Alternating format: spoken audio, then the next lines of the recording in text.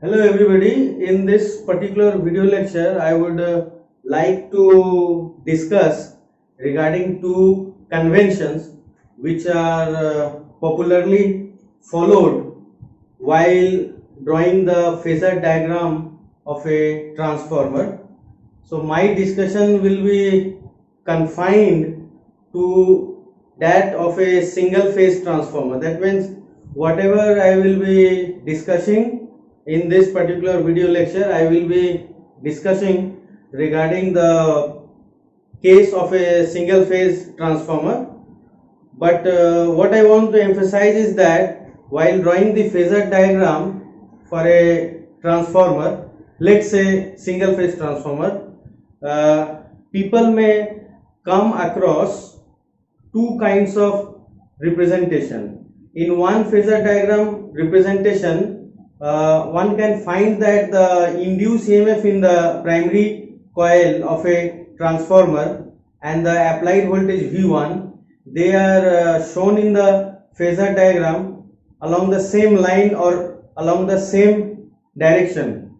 Whereas in some other kind of representation, I mean to say in other representation of phasor diagram for a single phase transformer, it is possible that people will view the phasor diagram where the applied voltage V1 and the EMF induced in the primary coil of a transformer, that is E1, they are showing to be 180 degree out of phase, 180 degree out of phase. So the natural question may come across is that in some of the phasor diagram, the phasor diagram is indicating the applied voltage V1, the voltage which is applied to the primary coil of a transformer, and EMF induced in the primary coil, that is E1, they are shown to be 180 degree out of phase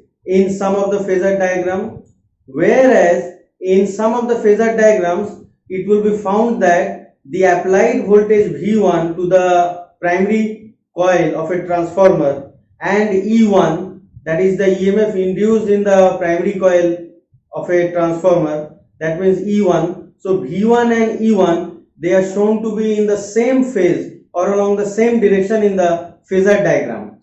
So why this discrepancy comes into? Because it is very natural to expect that the phasor diagram for a single phase transformer should not differ.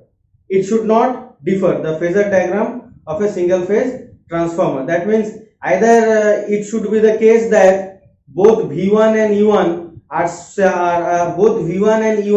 are shown along the same line and in the same direction, whereas it might also be the case that the V1 and E1 in the phasor diagram, they should be indicated 180 degree out of phase in all the phasor diagrams which are drawn for a single phase transformer.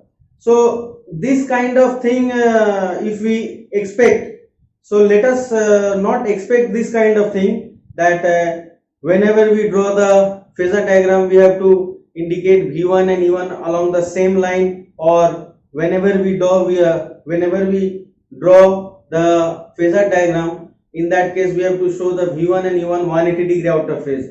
Actually these two different representation, or rather the phase relationship between V1 and E1 which is shown in the phasor diagram for a single phase transformer, this phase representation between V1 and E1 which is shown in the phasor diagram of a single phase transformer, these two different kind of representation is coming into the picture due to two different approaches for viewing the same physical phenomena.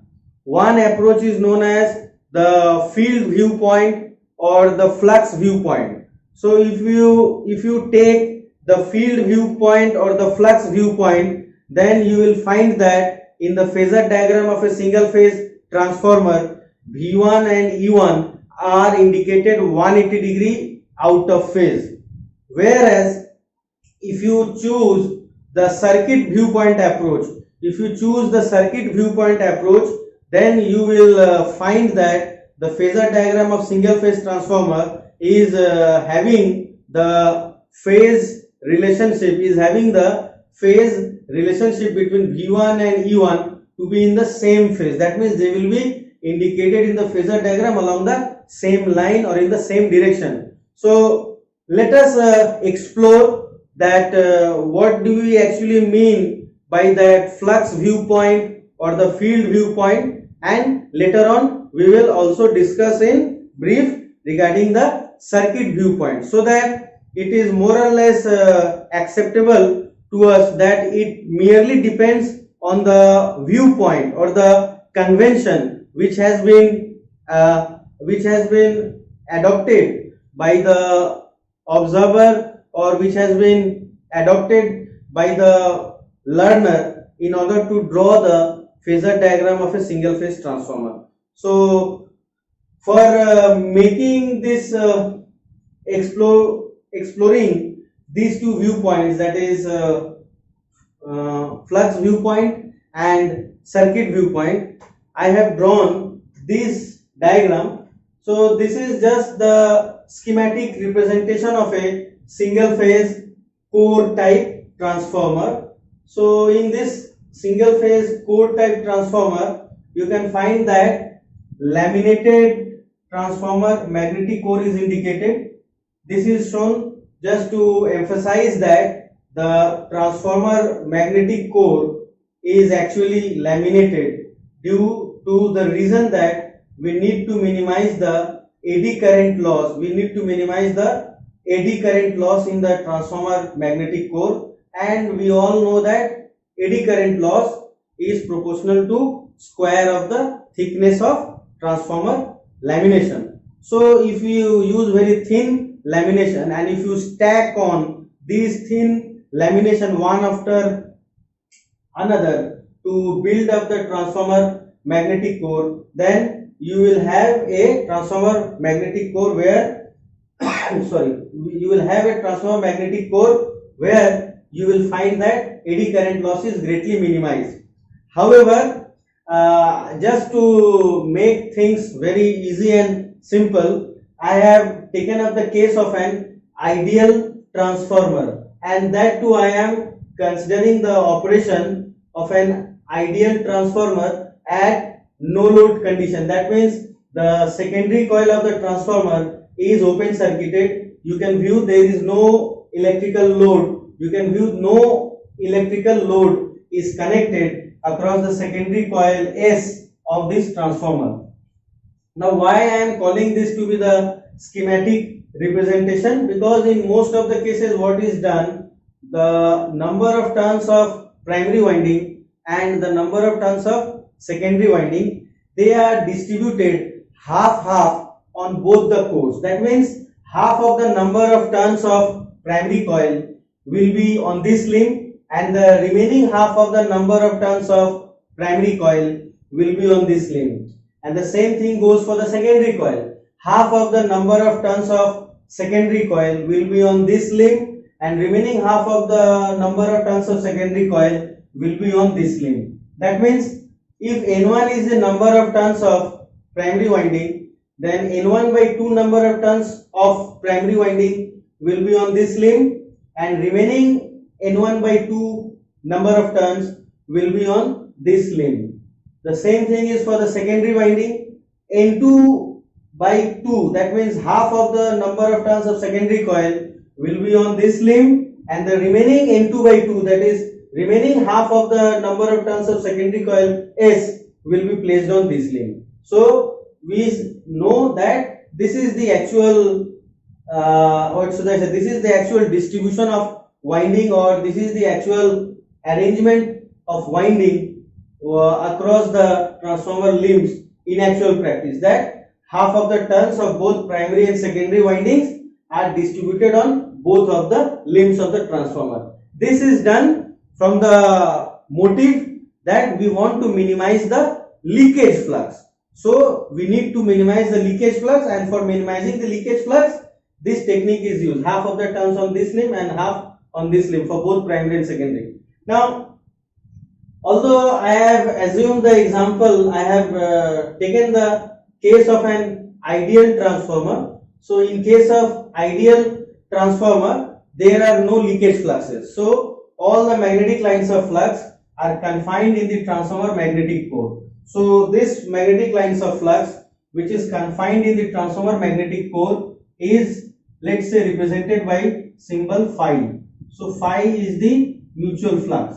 Phi is the mutual flux which is established through the transformer magnetic core. Okay, so this is your phi. And now let us proceed further. So all of us know that the working of a transformer is dependent on the nature of the voltage which is applied to the primary winding P having N1 number of turns.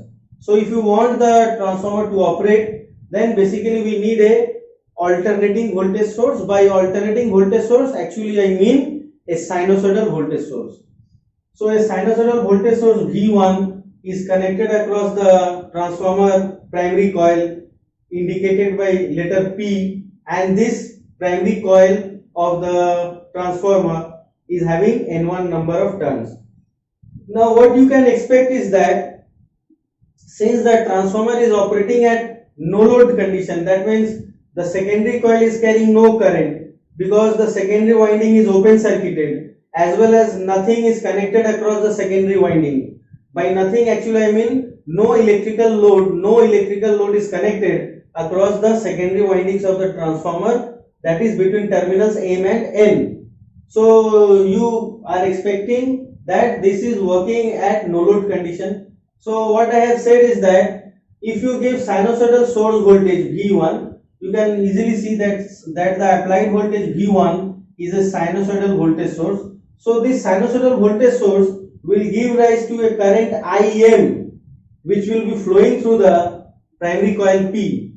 Now this current Im which is flowing through the primary coil P of this transformer, of course we are assuming that transformer is operating at no load condition, so there is no secondary current, as well as we are taking this to be an ideal transformer. So if it is an ideal transformer, then there won't be any eddy current loss, there will not be any hysteresis loss in the magnetic core of the transformer. So this is also a point we should remember, that in the magnetic core of an ideal transformer there is no eddy current loss happening, and also there is no hysteresis loss happening. So obviously the current which will be drawn by the primary winding P from the sinusoidal voltage source V1 will be only Im. What is Im? Im is nothing but it is the magnetizing current drawn by primary coil from supply voltage. So of course we have to read in mind that Im is the magnetizing current drawn by primary coil from supply voltage at no load condition. That means secondary winding is carrying no current. So the current drawn by the primary coil P is magnetizing current Im from the sinusoidal voltage V1. Now actually if you think in great detail regarding the assumptions which are made for an ideal transformer, then you will also find that for an ideal transformer, value of the relative permeability, that is mu r, is tending to infinity. Of course this mu r tending to infinity is valid only for an ideal transformer, and of course ideal transformer does not exist in actual practice. It is just a figment of our imagination. So it is just only imagination, and ideal transformer and an ideal transformer cannot exist in actual practice. It is existing only in our imagination, textbook, whatever you call. But for the purpose of understanding the operation and behavior as well as the performance of a real transformer, it has been greatly found convenient to start with learning the performance and behavior of an ideal transformer, and thereafter we will remove the assumptions which we have made for an ideal transformer. So as you go on removing the assumptions which are made for an ideal transformer, you will approach towards the real or the actual or the practical transformer. So most of the people, they follow this approach only, that they first learn the working principle, the operation, the performance, the behavior of an ideal transformer. Once they have thorough with that concept, then they go on removing the assumptions which were made for an ideal transformer step by step. So we actually approach and learn the performance and behavior of a actual or the real life or the practical transformer. Now, of course, I am saying that for an ideal transformer, the value of relative permeability, that means the magnetic material from which the transformer core is built up. So that magnetic material from which the transformer core is built up will have its own value of relative permeability. So that value of relative permeability mu r, we are assuming that it is very large, that means tending to infinity. So you will find that if permeability of the magnetic core is very large, then reluctance will tend to 0. Now if reluctance tends to 0, then you need a very small magnetizing MMF. You need a very small magnetizing MMF in order to set up the flux through the magnetic core of the transformer. This is because reluctance offered to the flux by the magnetic core of the transformer is tending to 0. Why reluctance is tending to 0? Reluctance is tending to 0 because the relative permeability mu r is tending to infinity. Now this thing will lead you to conclude that if you need very small magnetizing MMF for setting up the flux in the magnetic core of an ideal transformer, if you need a very small magnetizing MMF for setting up the flux in the transformer magnetic core of an ideal transformer, then you can say that magnetizing current will also tend to 0. However, we should be careful when we say that magnetizing current is tending to 0. We should be careful that we should not say that magnetizing current is 0. So this will be a very grave mistake if we say that the magnetizing current is 0, because you see, anybody can put up the question that if magnetizing current is 0, then how come flux is established in the magnetic core? Because for establishing a flux, you need a magnetizing MMF, or we need a magnetomotive force for establishing a flux through the transformer magnetic core. So if you say that magnetizing current is 0, then that means there is no magnetizing MMF, so there is no flux established. And we should remember also one more thing is that it is not like that flux is once established through the magnetic core, the job is done. Actually, you need what kind of flux for the transformer to operate? We need a alternating flux, or let's say we need a sinusoidally varying flux. So if it is a sinusoidally varying flux through the transformer magnetic core, that means the direction of magnetic flux is getting reversed, altered. So you cannot say that magnetizing current is 0. So we must mention that although for an ideal transformer relative permeability mu r tends to infinity, so we say reluctance tends to 0. So that means magnetomotive force or the magnetizing MMF which is needed for setting up the flux to the transformer magnetic core is very small. So that means the magnetizing current Im is also vanishingly small. That means it is tending to 0. However, magnetizing current is not equal to 0. Now, let us quickly then go through this chain of sequence. What is the chain of sequence? You have connected a alternating voltage source with the primary winding P of a transformer. Now, let me pause here and make one assumption which is very important. Actually, since we are learning at a beginning stage, we cannot make things complicated. So for that reason, we are assuming that the transformer is working in steady state condition. The transformer is working in steady state condition. That means we are assuming that whatever transients were there associated with the transformer, those transients have been completely died out, or there is no transient condition. So we are making this analysis for steady state condition. Actually, there is a phenomenon named as magnetizing inrush current. So that magnetizing inrush current phenomena is associated with the transient condition of a transformer. That means when you just connect the supply voltage V1 to the primary winding P, so just after application of the sinusoidal voltage with the primary winding P, what happens? Those things are associated with the magnetizing inrush current of a transformer. However, we are assuming that the transients are over and there is only steady state condition prevailing. So these are analyzed for steady state condition of a transformer. And what should I say else is that sinusoidal voltage source V1, when it is applied to the primary coil P, and let's say sufficient number of voltage cycle or supply cycle has passed, let's say 20 number of supply voltage cycle has elapsed, 20 number of supply voltage cycle has elapsed, then we are saying that the transient conditions are almost over and steady state condition is prevailing. So what is happening in the steady state condition? Sinusoidal source voltage V1 will give rise to sinusoidal magnetizing current Im.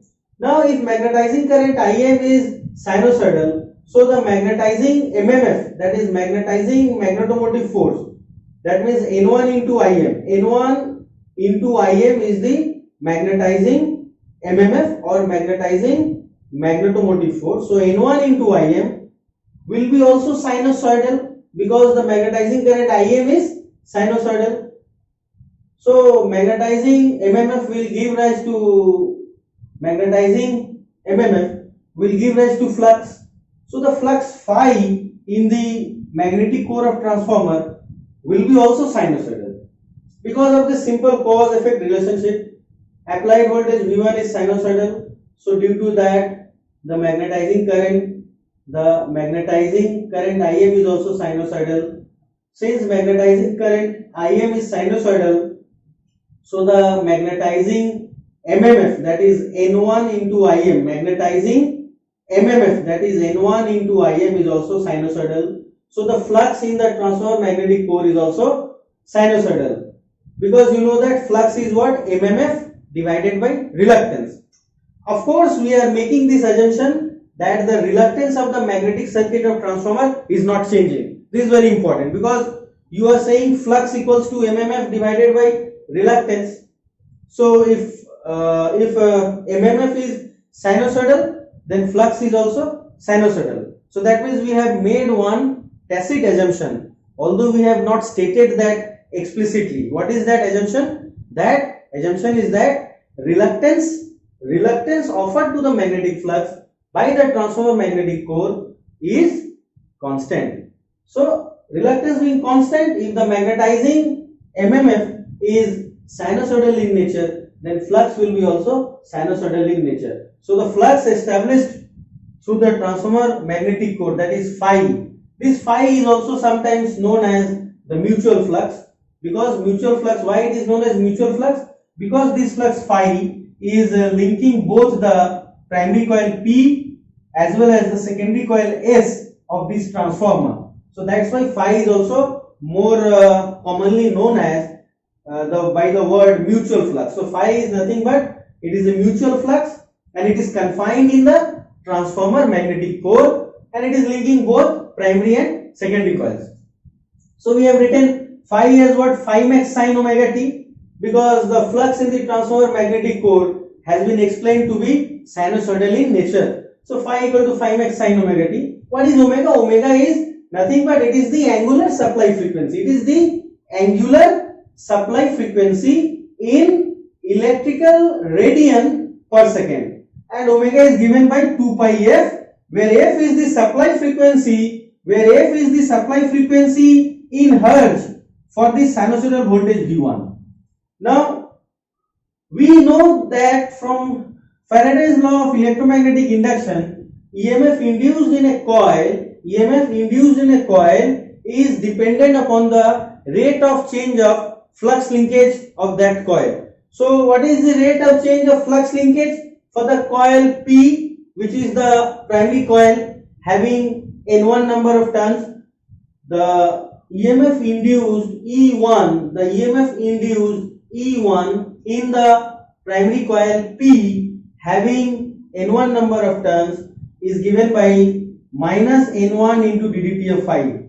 So this N1 into ddt of phi can be attributed that this has been written keeping in view Faraday's law of electromagnetic induction, which says that EMF induced in a coil is dependent upon the rate of change of flux linkage of that coil. So we have written that N1 into ddt of phi for E1.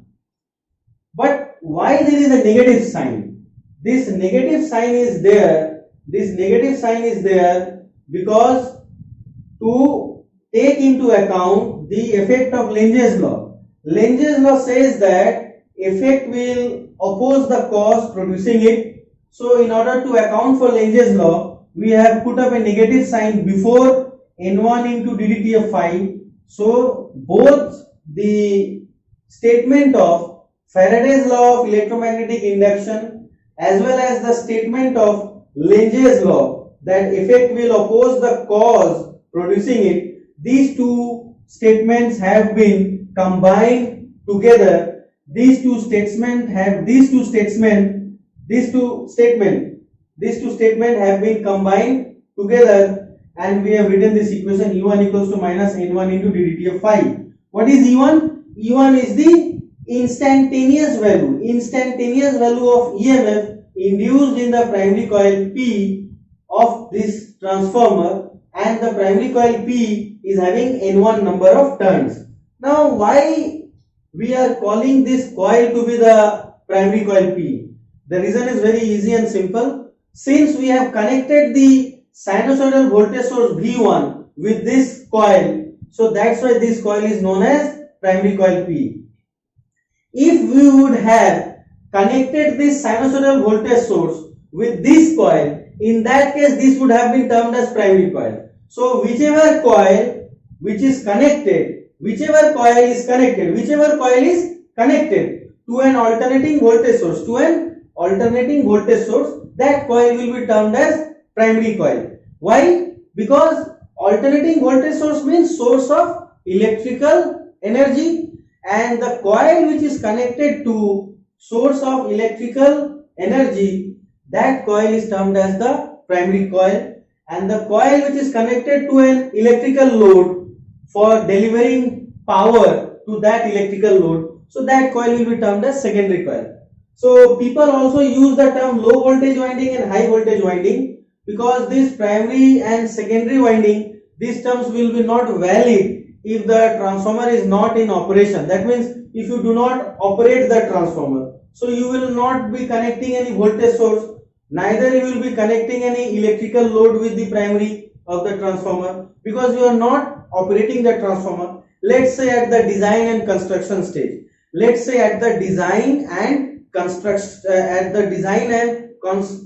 stage, what will you find? That the transformer is being constructed, it is being designed. So at that point of time, obviously you are not operating the transformer, because the transformer is being constructed. So at that point of time, how to distinguish the two windings of the transformer? We distinguish the two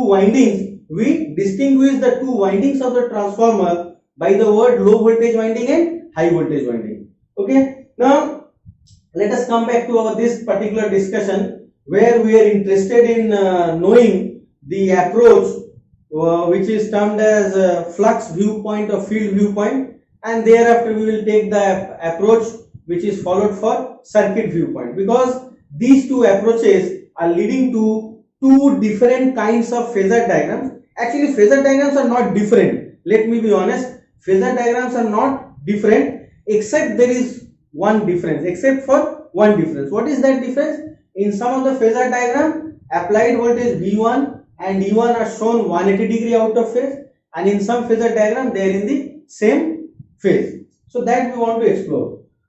Now we can write the flux in the transformer magnetic core phi as phi max sin omega t, because of the simple reason that the flux through the magnetic core of the transformer is sinusoidal in nature, which has been explained earlier. Now this term we have written U1 equals to minus N1 into ddt of phi. This equation is combining this particular equation U1 equals to minus N1 into ddt of phi.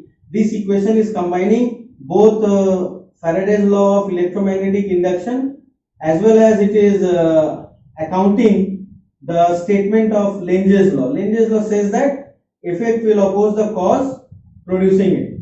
Now let us think of a situation which we are simply imagining. We are not doing, we are just imagining that situation. What is that? After EMF E1 is induced in primary coil P having N1 number of turns, if we remove supply voltage V1 applied to the primary coil P, what is going to happen? So we want to explore this thing particularly, that applied voltage V1 is sinusoidal and it leads to magnetizing current Im, which is sinusoidal, and it leads to flux in the transformer core phi, which is sinusoidal, and sinusoidal flux in transformer core phi is sinusoidal. So that's why induced EMF E1 which is induced in the primary coil P is also sinusoidal. So this chain of cause and effect can be easily viewed. V1 applied voltage is sinusoidal, so magnetizing current Im is sinusoidal, so the flux to the transformer magnetic core phi is also sinusoidal. So induced EMF E1 in the primary coil P is also sinusoidal. So if you just remove the applied voltage V1 after EMF is induced in the primary coil. So we are not, let us be very careful over here. We are not replacing or removing the V1, that is the supply voltage V1 initially. What we are doing? We are allowing the supply voltage V1 to circulate magnetizing current Im through the primary coil P. That leads to the flux through the transformer magnetic core, which is sinusoidal. So EMF is induced in the primary coil P, E1. So after EMF is induced in the primary coil, then we replace the applied voltage V1. So what we say? That after induced EMF E1, after EMF E1 is induced in primary coil P having N1 number of turns, we remove the supply voltage V1 applied to primary coil P. So what is going to happen? The direction of current flow will be from this direction, GADKG. So the direction of current flow will be from terminal G to A, terminal A to D, terminal D to K, terminal K to G. So this will be the direction of current flow. If we allow induced EMF E1 to act alone, that means we remove the supply voltage V1. So now if you apply that right hand grip rule, you see the direction of current through the coil is like this. Now you will find that in this particular diagram I have not drawn the entire diagram of the transformer. Rather I have only indicated the limb or the leg around which the primary coil P has been wound. So in these two particular diagrams I have only indicated that portion of the limb or the leg of the transformer around which the primary coil P is wound. That means I should have shown here yoke I should have shown here yoke and another leg over here, which I have not shown. So you may refer to the diagram above. You may refer to the diagram above for details. So if you just apply that right hand grip rule, you will find that the direction of the lines of flux is directed downwards. Isn't it? So what is the basic idea behind this? The basic idea is that we are considering the primary coil P as a seat of EMF. So you know that inside the voltage source, current is directed from negative to positive terminal. So inside the voltage source, current is directed from negative to positive terminal. So that is what is happening. Current is directed from terminal K to terminal G. So you see terminal G is shown to be having positive sign and terminal K is shown to have negative sign. So inside the voltage source, current direction is from negative to positive. Over here negative is terminal K and positive is terminal G of this primary coil P. So this is the direction of current. So we are considering that E1, that is induced EMF in the primary coil P, which is indicated by E1. We are considering that to be, rather we are considering the primary coil. We are considering the primary coil P as a seat or source of induced EMF, which is E1, and obviously for a source of EMF, or seat of EMF, the direction of current will be from negative to positive inside the voltage source. So that is what is happening. So if you just apply that right hand grip rule, you can make this a quick comparison here. Is that this limb is the limb around which the primary coil P is wound. So what you will find that the primary coil is wound in this manner. Allow me some time to make it. So you see, you just look at this particular thing. The things will be more or less clear. You can compare this. Although the number of turns are not same, but every else is same as like this. You can view this. So you see, this can be thought of as terminal K. This is your terminal K. This is your terminal K, and this is your terminal G. So you see, this particular diagram is very much resembling with this one, isn't it? This thing is very much resembling with this one. So this is the limb. So which is your terminal K? Terminal K is this one. This is your terminal G. Now what is the direction of current for the coil? It is in this direction. So you apply this right hand grip rule. The right hand four fingers should be in the direction of current. So where is the thumb pointing? Thumb is pointing downwards. So you see the magnetic lines of flux are shown downwards. So this magnetic lines of flux which are shown downwards is in perfect agreement with Lenge's law. Why? Because the flux which will be established due to the current because of induced EMF E1 only should always oppose this flux, because this is the effect and this is the cause. So that's why I am saying that it is in perfect agreement. So let me write it over here so that it is, this thing is nothing but, this thing is your effect. This thing is your effect and this is your cause. Because you see, if you think the chain of sequence, what is the chain of sequence? Applied voltage V1, because of that magnetizing current Im, because of that flux phi, and because of flux phi, what is their induced EMF E1? So induced EMF E1 should oppose V1. So you can think in that way also, that the induced EMF E1 will have such voltage polarity which will be opposing the applied voltage V1. So you see, what are the terminals? What are the terminals of supply voltage V1? The terminals of supply voltage V1 are terminal A and D. Terminal A and D are the supply voltage terminals. What are the terminals of the primary coil P? The terminals of primary coil P is G and K.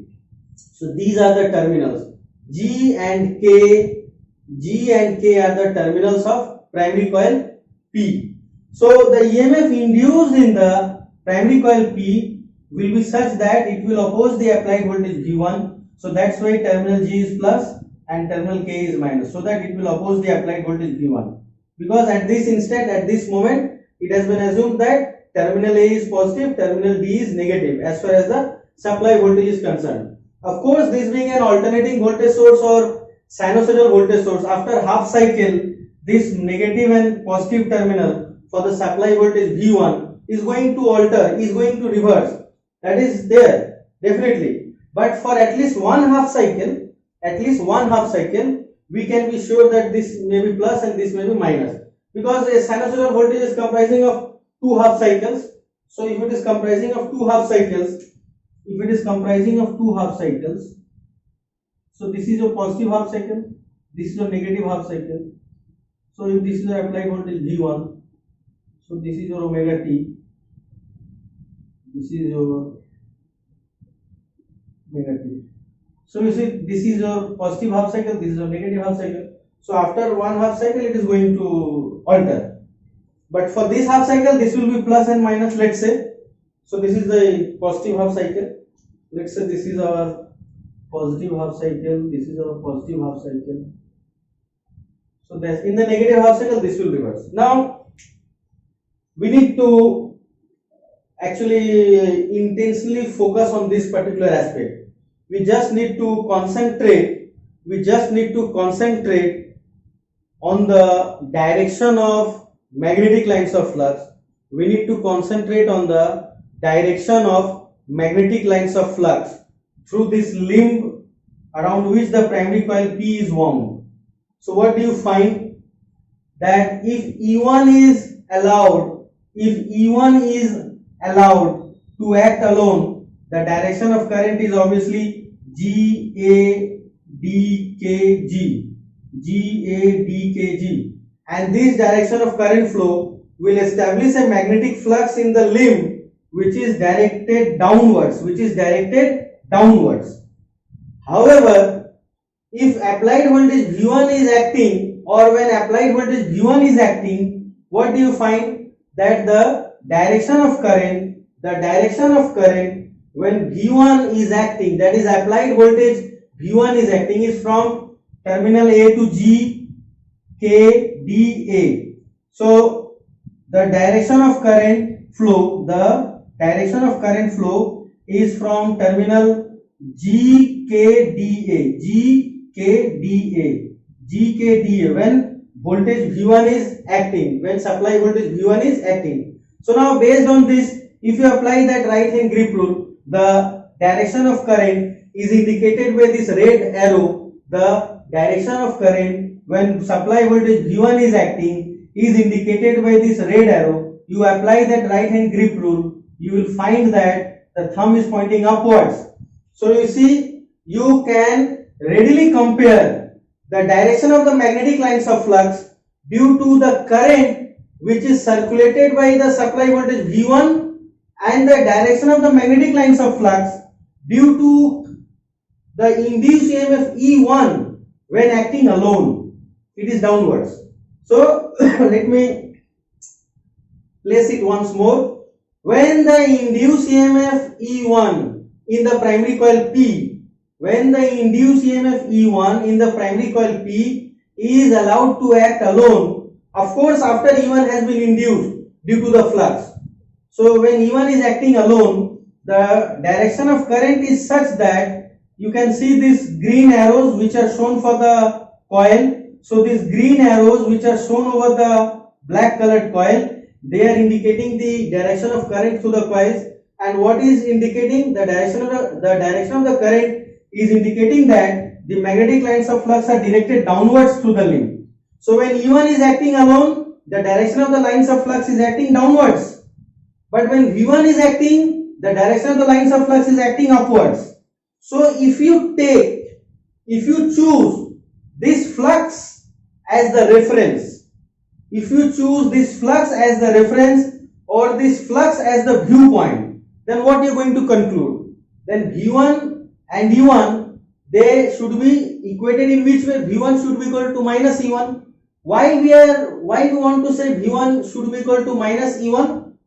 Just because to emphasize this thing, that when V1 is acting, it is circulating a current through the primary coil P, which is establishing the flux through the limb in upward direction. Due to the supply voltage V1, current is established through the primary coil P, and it is establishing flux in the upward direction for this particular voltage polarity. But at the same time, if you allow only E1 to act, if you remove V1, of course I am saying that V1 will be removed after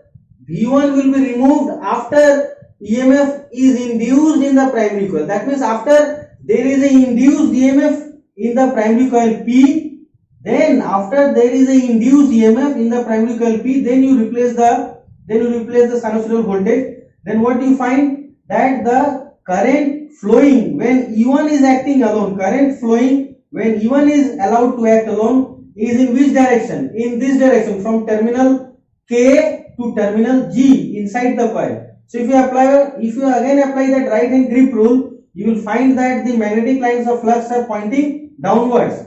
So this particular lines of flux which are established when V1 is acting alone and when E1 is acting alone will show a path or will indicate that we should write V1 equals to minus E1.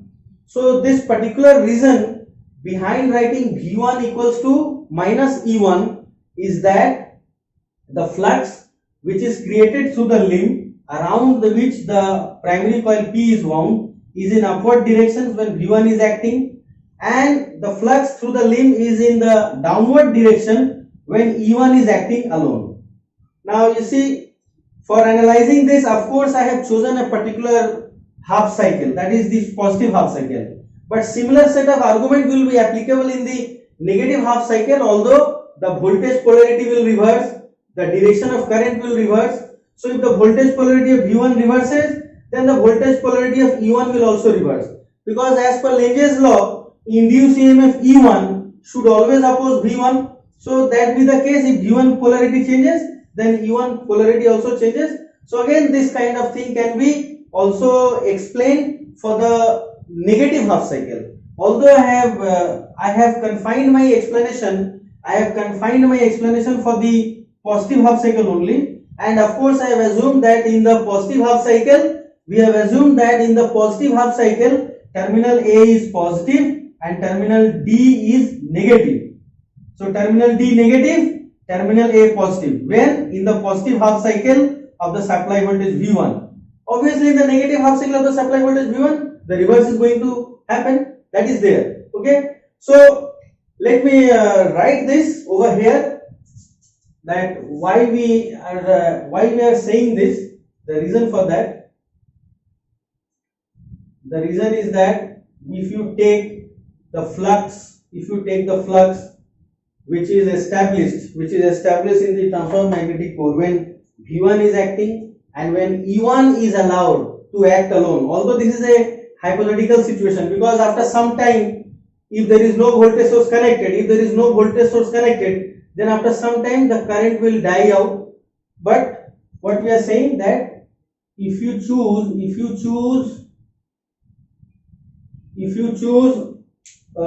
this flux, if you choose the flux through the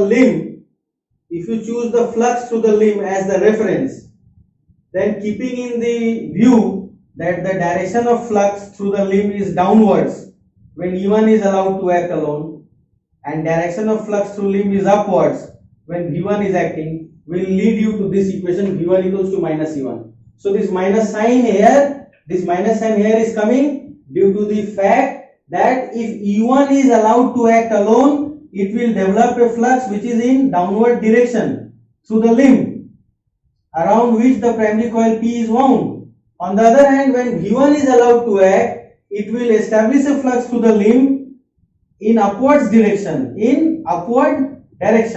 The flux will be established in the upward direction when voltage source V1 is allowed to drive current through the coil P. through this limb, it will be in upwards direction. So keeping in view this flux as the reference, we are writing this V1 equals to minus E1. Now if V1 equals to minus E1, we may further write as what? For E1, what can we write? What is E1? We have written X already. E1 we have written already as minus N1 into ddt of phi. We have written earlier. So if you bring this, you get V1 equals to N1 into ddt of phi. Now, let me tell you one thing, that whenever we are writing small case letter, small v1, small e1, then they are representing instantaneous value or value which are going to change or vary with time because they are instantaneous value.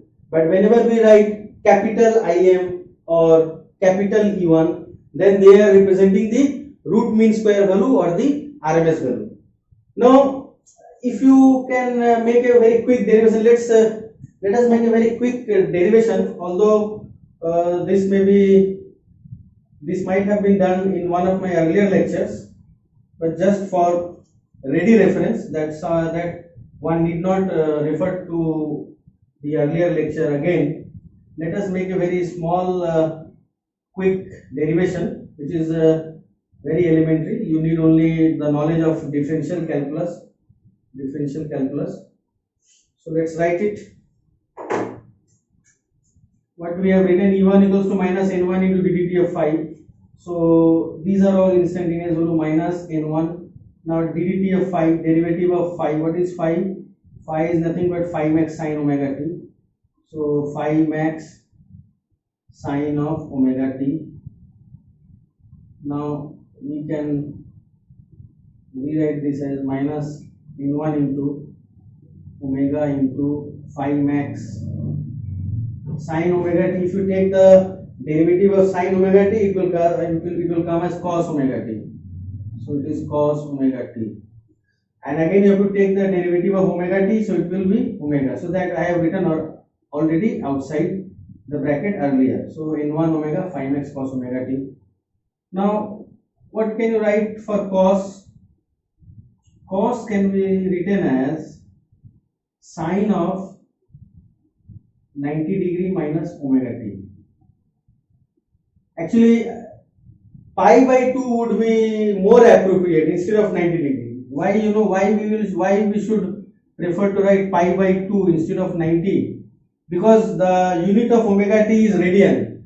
Unit of omega is what? Radian per second, and unit of time is second. So radian per second is the unit of omega, and second unit is for time t. So they cancel, so you get radian. So it's better to write pi by 2 instead of 90 degree. Now we know what we know, that we know sine of minus theta equals to minus sine theta, because sine is an odd function. So apply this to the above equation. So what can we find? Let us write this.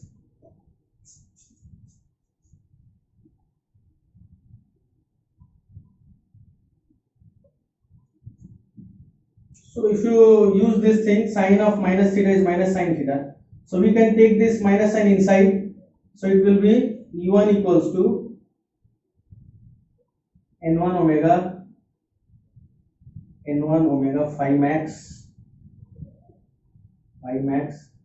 and we are taking this minus sign inside.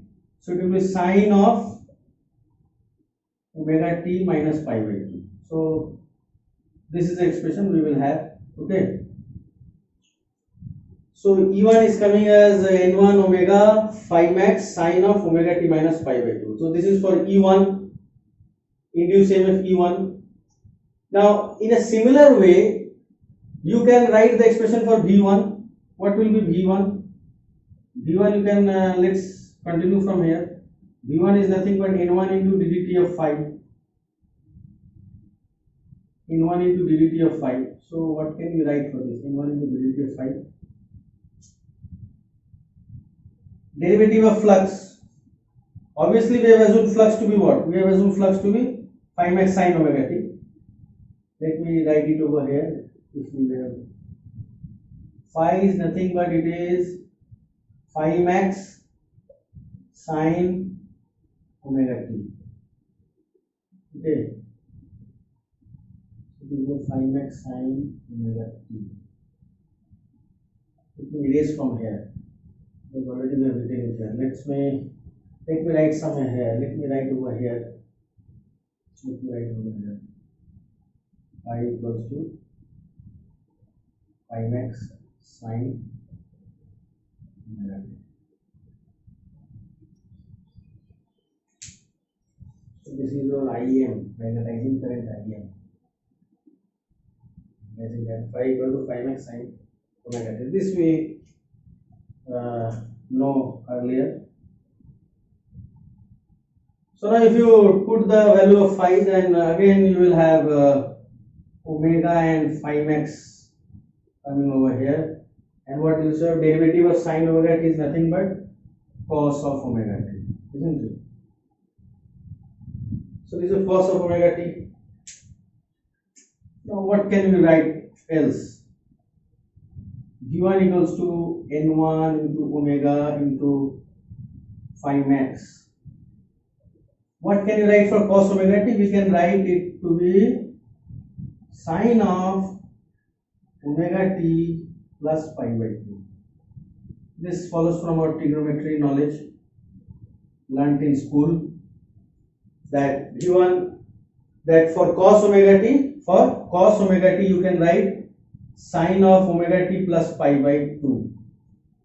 Cos of omega t can be written as sine of omega t plus pi by 2, and rest are same. So n1 omega phi max sine omega t plus pi by 2. So this is the expression for V1. So now you see we can readily compare the expression. Let us simply compare the expression. Compare the expression for this one. Compare this one. Let's say this is your 1. Let's say this is your equation 1. Let's say this is our equation 2. This one. This is our equation 2. This one. So this is your equation 2, and obviously this is our equation 3, isn't it? So if you compare this equation 1, 2 and 3, then you get an idea that the induced EMF E1 and applied voltage V1, they will be 180 degree out of phase, because one is lagging the flux by 90 degree, that is E1, and V1 is leading the flux by 90 degree, that means this omega t plus pi by 2. Now let me make one important statement, that wherever we put up the subscript 1, then that quantity is associated with the primary side of the transformer. So if it is R1, then it is the resistance of the primary winding. If it is your say I1, then 1 is there, subscript 1 is there. So I1 means current which is flowing through the primary winding of the transformer. Wherever you find the subscript 2, then those quantities are associated with secondary side or secondary winding. Like here N2, so there is a subscript 2 here. Subscript 2 here means that it is the number of turns of secondary winding, because subscript 2 is there. Here you see N1, so subscript 1 means it is the number of turns of primary winding. So subscript 1 means your primary side or quantities which are related to primary side, that will be having a subscript of 1, and those physical quantities which are related to secondary winding or secondary side of the transformer, they will have subscript 2, like here N2. Now let us rewrite these equations one after another in fresh, so that we have a view that what we have actually derived till now on the basis of assumption and argument which we have made. We have made some assumption, then we have placed some arguments. So what we have seen, that flux phi is alternating, and flux phi alternating to the transformer magnetic core is nothing, but it is given by, let me write over here, it is given by phi equals to phi max sine of omega t, because flux is going to vary sinusoidally. Of course I will like to write here that omega is what? Omega is your angular supply frequency, where, let me write it over here, where omega equals to twice pi f, angular supply frequency in radian per second. Now what else we have derived? We have derived for E1. What is that we have derived for E1? It is nothing but n1 omega phi max. So n1 omega is nothing but 2 pi f. 2 pi f is omega. n1 omega phi max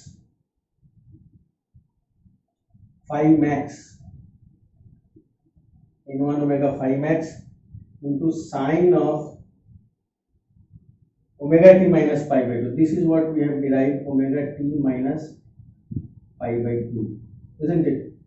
So E1 equals to n1 omega phi max sine of omega t minus pi by 2. This we have derived. What else we have derived? We have derived for V1. Let me write it over here for V1.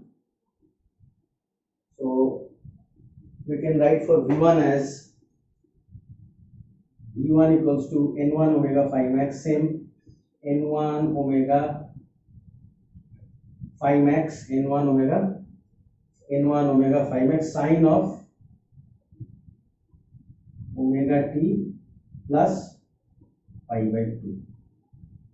So these are the three equations which can be refer always.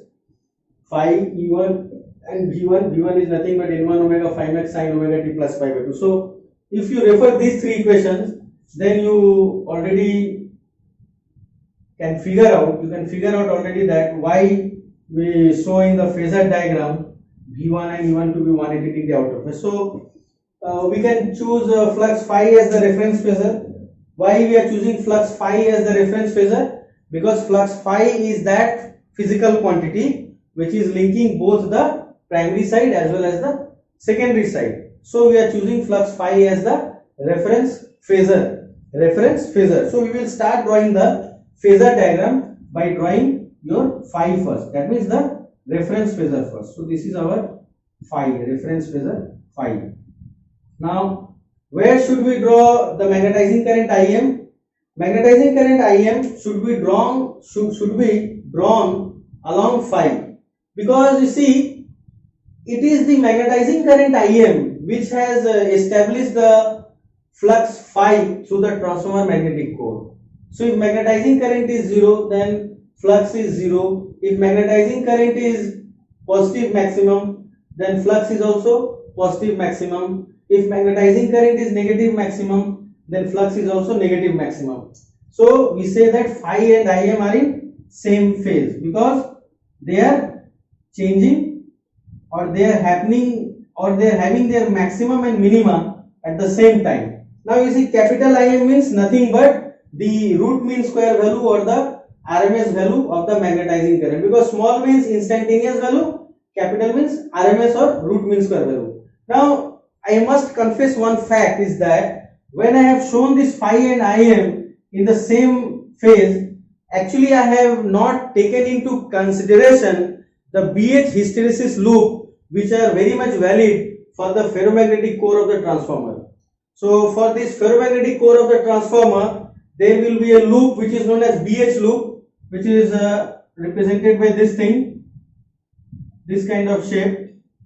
So this is our B and this is our H is the magnetizing field intensity, B is the magnetic flux density B. So this BH loop thing will indicate that you cannot show the flux phi and Im to be in same phase. Actually it should be leading phi by some angle, which is known as angle of hysteretic advance. But since in the beginning itself we have assumed that in magnetic core there is no eddy current loss, no hysteresis loss.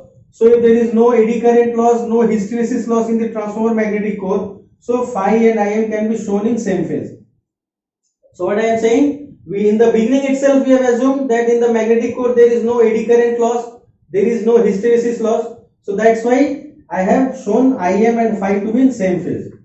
Now once we have agreed to this, obviously E1 will be lagging by 90 degree according to this equation, but we should be careful that we will writing capital E1. Why capital? Because in phasor diagram representation, in phasor diagram representation we use the RMS value or the root mean square value, and these phasors are assumed to be rotating at an angular frequency of omega in counterclockwise or anti-clockwise direction, and omega is nothing but 2 pi f. Now with these two equations it is easy to make out that V1 should be indicated over here, but it will be equal but 180 degree outward. So V1 equals to nothing but it is minus E1. So if you take the phasor representation, V1 is nothing but minus E1. Okay, and this is your E1. So let's name it so that we are able to communicate. So let's name. Let's say this is a point O. This is A. This is C. This is D. This is F. So OD equals to how much? OD equals to E1, but of course we are taking the magnitude. And what about OF? OF we are taking the magnitude, so it is equal to minus V1. And what is OA? OA equals to IM, that is the magnetizing current, and OC equals to nothing but the flux phi. So this is also we are taking the magnitude. Now we say that for an ideal transformer, magnetizing current IM will tend to 0. So we can say that IM will be tending to 0 for an ideal transformer.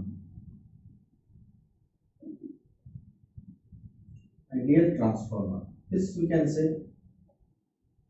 So we have this representation. So this particular phasor diagram where the applied voltage V1 and induced EMF E1 in the primary coil, they are shown to be 180 degree out of phase. This is coming from flux viewpoint or this is coming from flux viewpoint, or you may also call it to be the field viewpoint. Okay, you may also call it to be the field viewpoint.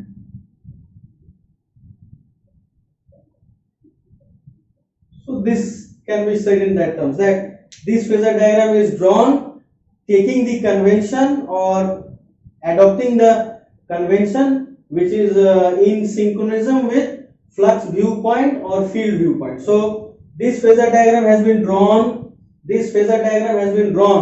Keeping in view the flux viewpoint or the field viewpoint. The basic idea is that this thing can be again replaced by here is very in a simple and effective way. Let's say this is our induced EMF E1.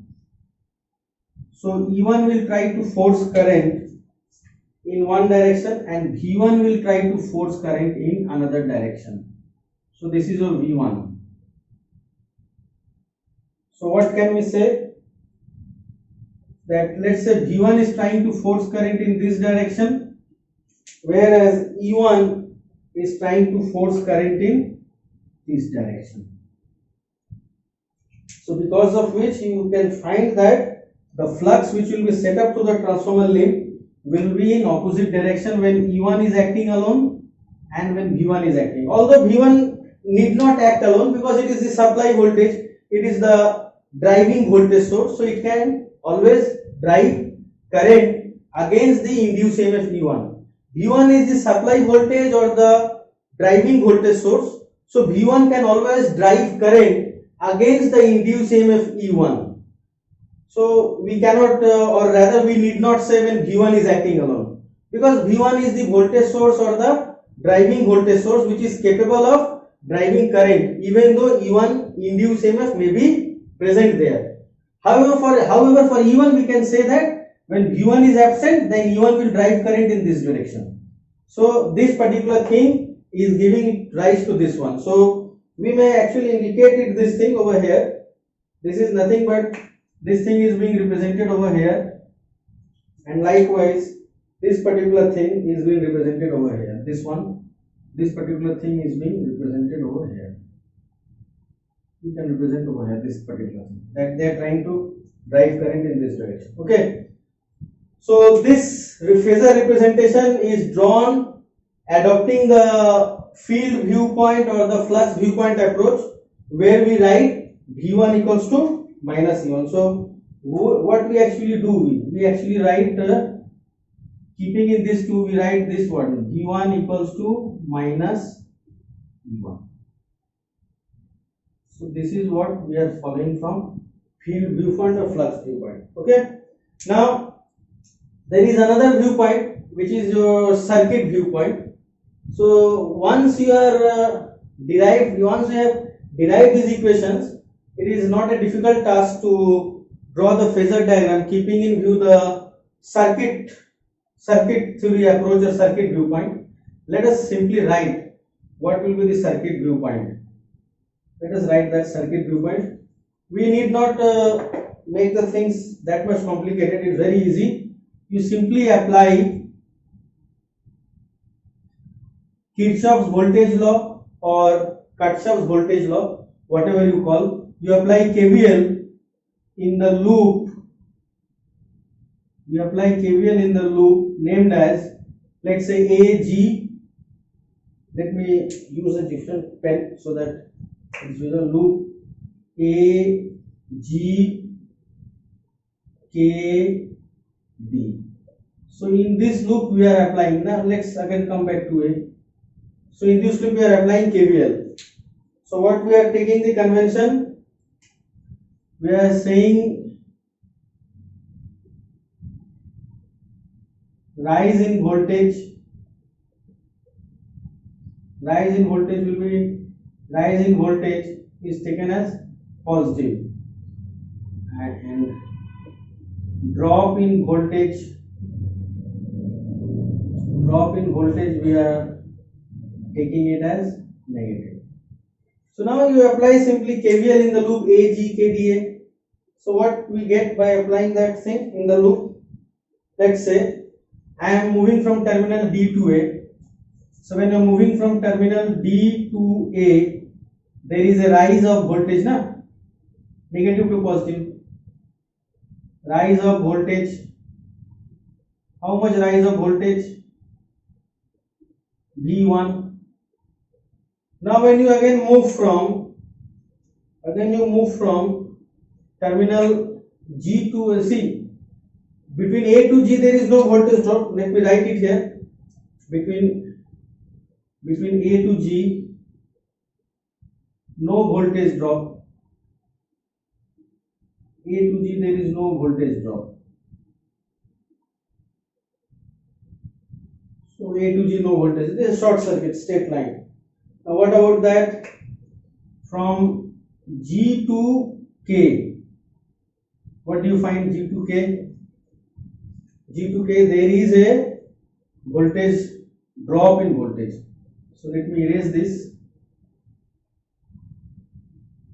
So there is a drop in voltage. So there is a drop in voltage from G to K. Now again between K to D,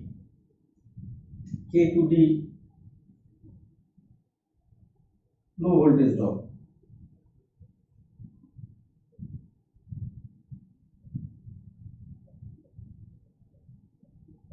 So if you apply this thing, rise in voltage positive, drop in voltage negative. So KVL says that the algebraic sum of the voltage drop and voltage rise in a closed loop should be equal to 0. The algebraic sum of voltage rise and voltage drop in a closed loop should be equal to 0. This is what KVL says. So if you apply KVL in this loop AG KDA, then you see from terminal D to A we have this rise. So again we can just simply write this V1 minus E1 equals to 0. This is keeping in view these things. This particular thing is coming from this one. This particular thing is coming from these assumptions. So they are actually making this thing. Okay. So this is coming from this one. V1 minus E1 equals to 0. So obviously V1 equals to E1. Now once you write V1 equals to E1, we should keep in mind that this is from circuit viewpoint. This is from circuit viewpoint. So what we are actually doing in circuit viewpoint? In circuit viewpoint, we are saying that the induced EMF E1 in the primary coil P is actually seen as a voltage drop by the source voltage V1. So let me write it this. So this thing is, I guess, clear. V1 equals to V1 equals to E1. So this is from circuit viewpoint. So let me write it over here.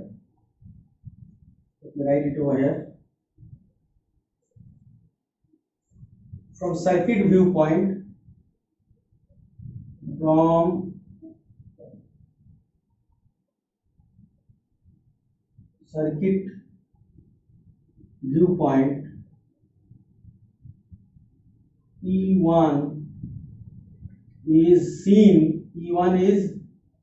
seen as a voltage drop,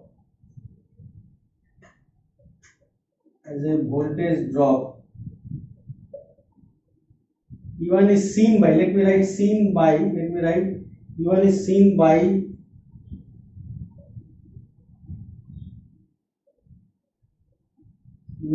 by source voltage V1. From circuit viewpoint, E1 is seen by source voltage V1 as a voltage drop,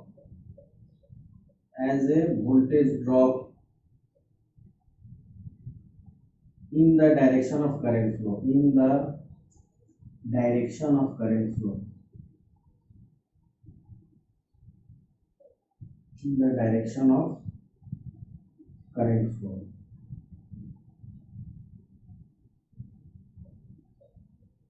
So this thing can be expressed that now. So this thing is from your flux viewpoint, V1 equals to minus E1. Now we are right now we are talking about the circuit viewpoint. So in circuit viewpoint, what we have derived, that from circuit viewpoint, E1, that is induced EMF in the primary coil P, from circuit viewpoint, E1 is seen by source voltage V1 as a voltage drop in the direction of current flow. So we write this, that V1 equals to E1. So this is from circuit viewpoint.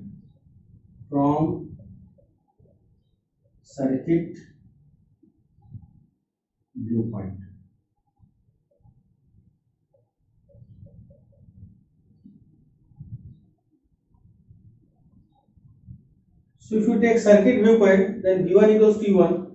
So obviously, if V1 and E1 are same, then you can indicate them in the same phase, because both are equal. There is no minus sign, so there is no question of out of phase. Okay, so let us erase this portion, because this might create confusion, because these were written for field flux viewpoint, or flux viewpoint, or field viewpoint. So whatever you call, so those equations which I have erased just now, they were written when we were discussing the flux viewpoint or the field viewpoint. Now we are discussing the circuit viewpoint. So from circuit viewpoint, E1 is seen by source voltage V1 as a voltage drop in the direction of current flow. So V1 equals to E1 from circuit viewpoint. So now if you keep that thing in mind, that V1 and E1 are equal from circuit viewpoint, then what can you say further is that if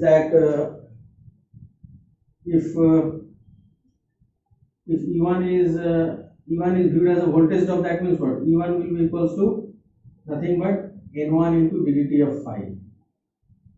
Because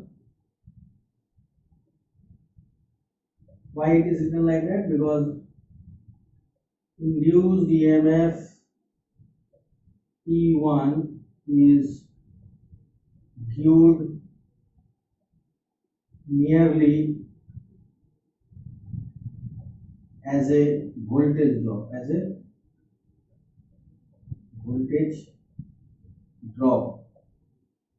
in the direction of current flow. So E1 is this, and you know that V1, what is V1? V1 equals to E1, which I have written just now from this. So obviously V1 and E1 will be same phase, N1 into ddt of phi. Now if phi equal to phi max sin omega t, then what can we expect? We can expect both v1 equals to e1 equals to nothing but n1 omega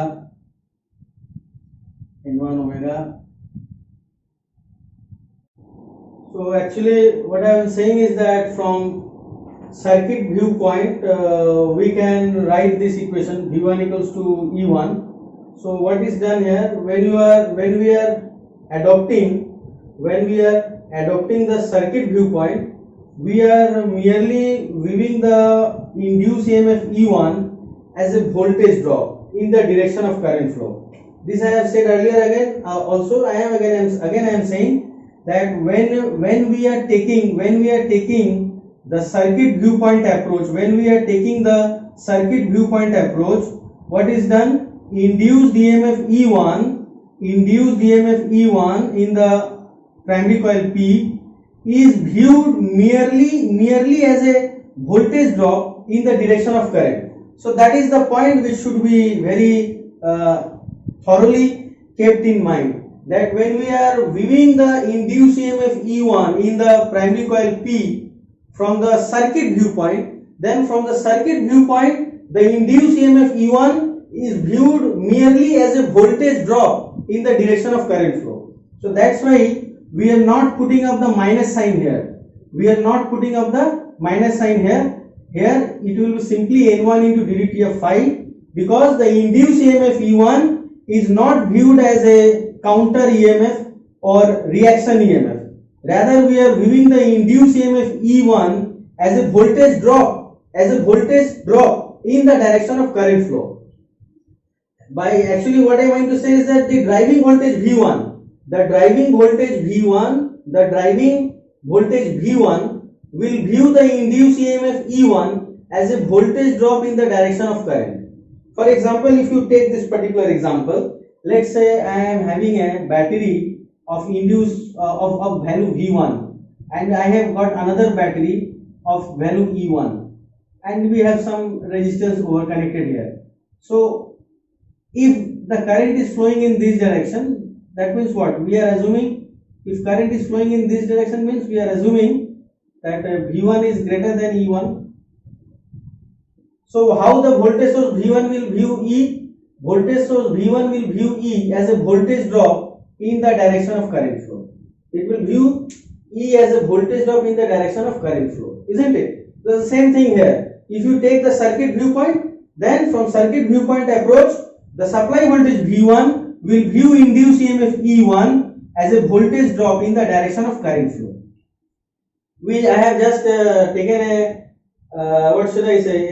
fictitious way where I am representing this V1 by this DC source, although it is not valid. But if you just consider the voltage source, so here voltage V1 is driving current against E.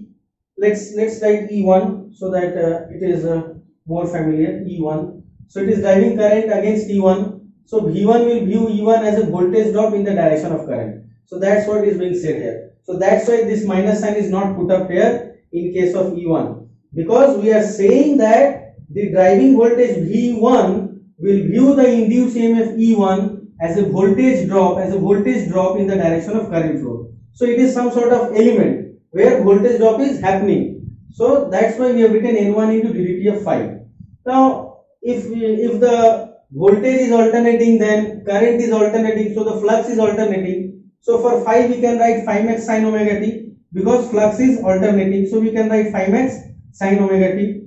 Now from this equation that V1 and E1 will be equal, we have derived earlier from KVL. From KVL we have derived earlier that V1 and E1 will be equal. So now if you just take the derivative of phi, which is your phi is nothing but phi max sin omega t. So if you take the derivative, you get V1 equals to E1, which is equals to N1 omega phi max cos omega t. Now these two equations will guide us.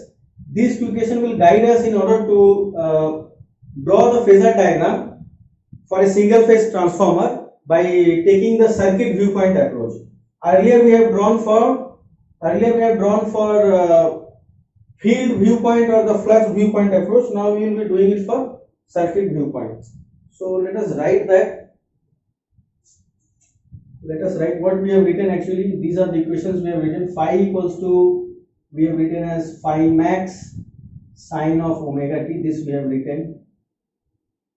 Of course, I must say that the symbol omega here represents the angular supply frequency in electrical radian per second. Angular supply frequency in electrical radian per second. So that is omega. Now what we have said, that V1 and E1 are equal, and both are equals to how much? N1 omega phi max.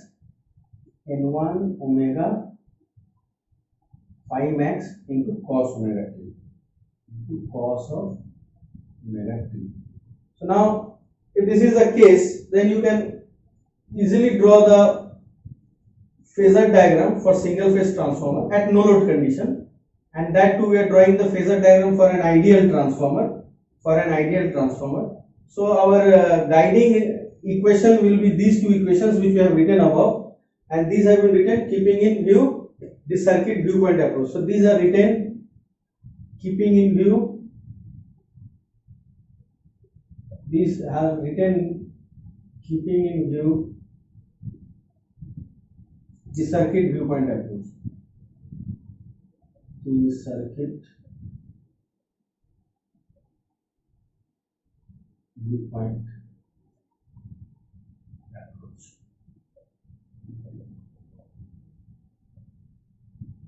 E1 is viewed as a voltage drop.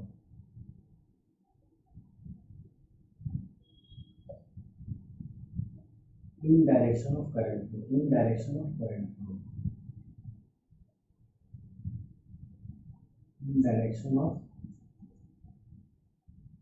current flow.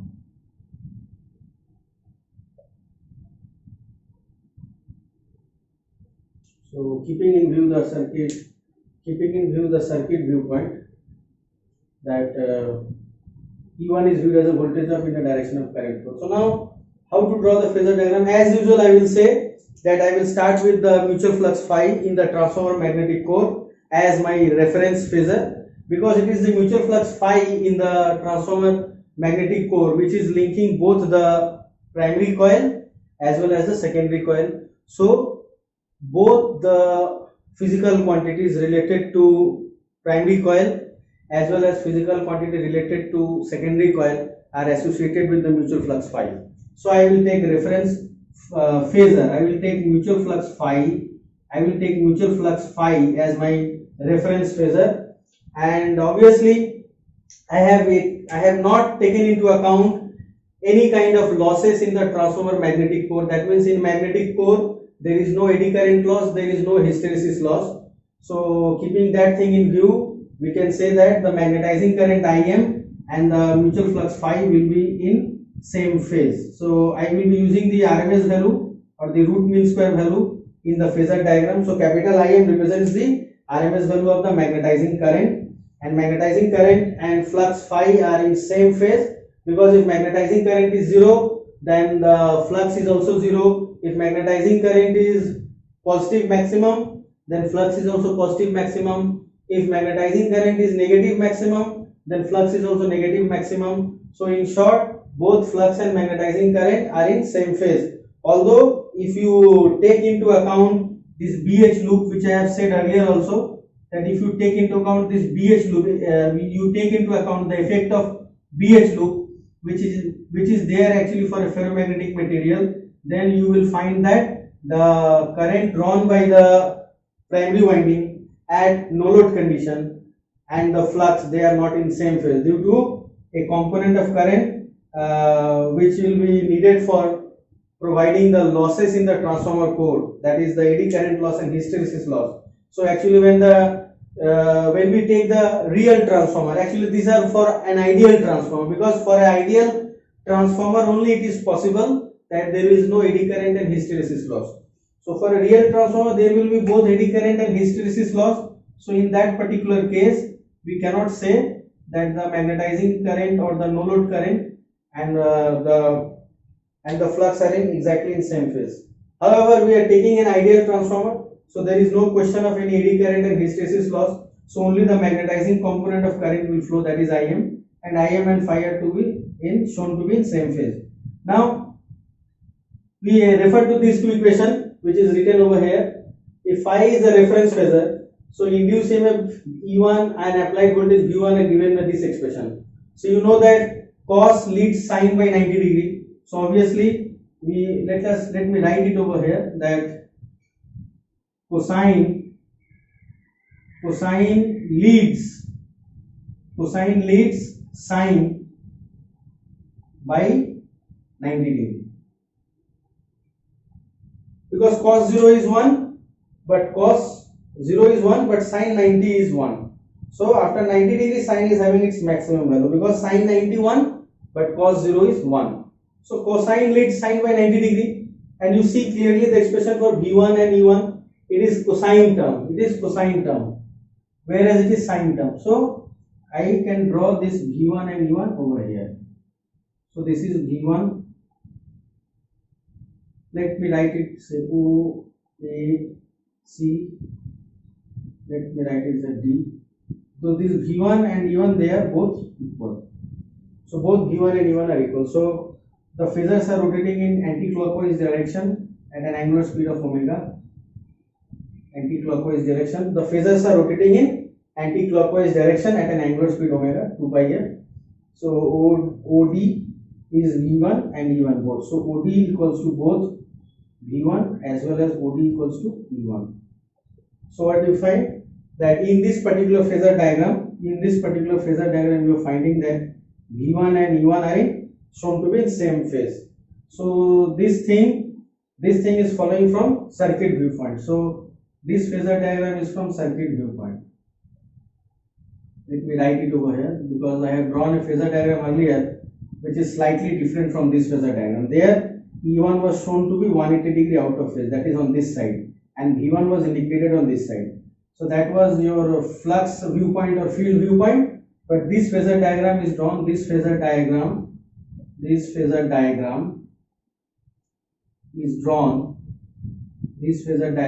drawn taking circuit viewpoint approach, taking circuit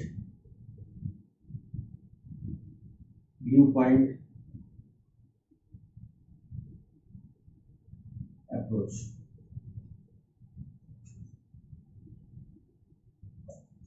So there is a minor difference between the phasor diagrams drawn taking the circuit viewpoint approach and phasor diagram drawn taking the flux viewpoint or the field viewpoint approach.